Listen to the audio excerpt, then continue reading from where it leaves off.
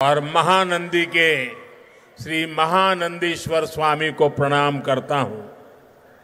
मैं मंत्रालय के गुरु श्री राघवेंद्र स्वामी से भी हम सभी के लिए आशीर्वाद मांगता हूं। ముందుగా మన అహోబిలం నరసింహ స్వామికి మరియు మహానంది శ్రీ మహానందీశ్వర స్వామికి నమస్కరించుకుంటున్నాను। అలా మంత్రాలయంలో గురువు గారు శ్రీ రాఘవేంద్ర స్వామి వారి ఆశీస్సులు కూడా మనందరికీ ఉండాలని కోరుకుంటున్నాను। साथियों, द्वादश ज्योतिर्लिंग स्तोत्रम के पाठ में आता है, सौराष्ट्रे सोमनाथम च श्रीशैले मल्लिकार्जुनम, यानी द्वादश ज्योतिर्लिंगों में प्रथम भगवान सोमनाथ और द्वितीय भगवान मल्लिकार्जुन का नाम एक साथ आता है। मेरा सौभाग्य है कि मेरा जन्म दादा सोमनाथ की धरती गुजरात में हुआ। बाबा विश्वनाथ की धरती काशी की सेवा का अवसर मिला और आज श्रीशैलम का आशीर्वाद मिल रहा है।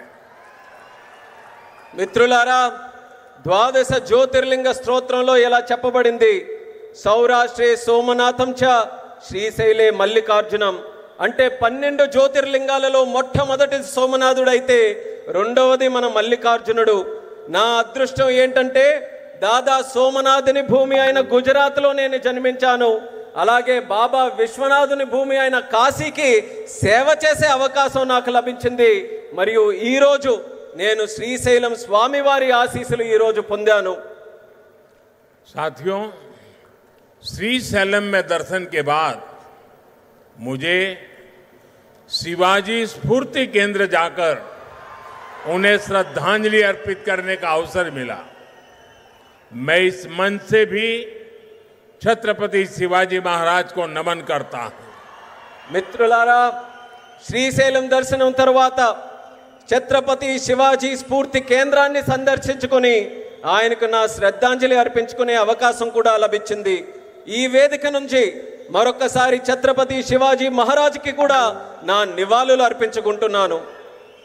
मैं अल्लमा प्रभु और अक्क महादेवी जैसे शिव भक्तों को भी प्रणाम करता हूं। मैं श्री उయ్యాలవాడ नरसिम्हा रेड्डी गारू और हरि सर्वोत्तम राव जैसे महान स्वतंत्र सेनानियों को श्रद्धापूर्वक नमन करता हूं। అల్లమ్మ ప్రభు మరియు అక్క మహాదేవి వంటి గొప్ప శివభక్తులకి కూడా నేను నా నమస్కారాలు తెలియజేసుకుంటున్నాను।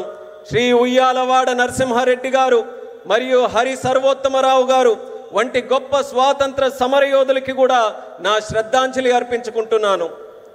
साथियों, हमारा आंध्र प्रदेश स्वाभिमान और संस्कृति की धरती है और साथ ही साइंस और इनोवेशन का सेंटर भी है। यहां असीमित संभावनाएं भी है और युवाओं का अनंत सामर्थ्य भी है। మిత్రులారా, మన ఆంధ్రప్రదేశ్ ఆత్మ గౌరవానికి మరియు సంస్కృతికి నిలయం। మరి ఇది సైన్స్కు ఇన్నోవేషన్కి కూడా ఒక కేంద్రం।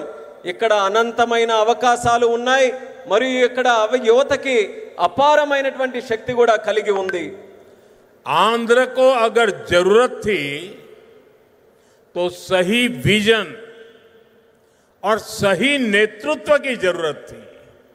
आज चंद्रबाबू नायडू गारू और पवन कल्याण गारू के रूप में आंध्र के पास वो विजनरी लीडरशिप भी है और केंद्र सरकार का पूरा सहयोग भी है। ఆంధ్రాకి ఏదైనా అవసరం ఉంది అంటే ఒక సరైన విజన్ మరియు సరైన నాయకత్వం తాలూకు అవసరం ఉంది। నేడు చంద్రబాబు నాయుడు గారు మరియు పవన్ కళ్యాణ్ గారి రూపంలో ఆంధ్రాకి ఆ శక్తివంతమైనటువంటి నాయకత్వం ఉంది మరియు కేంద్ర ప్రభుత్వం తాలూకా పూర్తి మద్దతు కూడా లభిస్తుంది। साथियों, पिछले 16 महीनों में आंध्र प्रदेश में विकास की गाड़ी तेज गति से दौड़ रही है। डबल इंजन की सरकार में अभूतपूर्व प्रगति हो रही है। आज दिल्ली और अमरावती मिलकर तेज विकास की दिशा में आगे बढ़ रहे हैं। మిత్రులారా, గత 16 నెలల్లో ఆంధ్రప్రదేశ్లో అభివృద్ధి తాలూకా వాహనం శరవేగంగా కదులుతుంది. డబుల్ ఇంజిన్ ప్రభుత్వంలో రాష్ట్రం అపూర్వమైన ప్రగతి కూడా సాధిస్తుంది. నేడు ఢిల్లీ మరియు అమరావతి ఈ రెండు కలిసి వేగవంతంగా అభివృద్ధి వైపు ముందుకు సాగుతున్నాయి.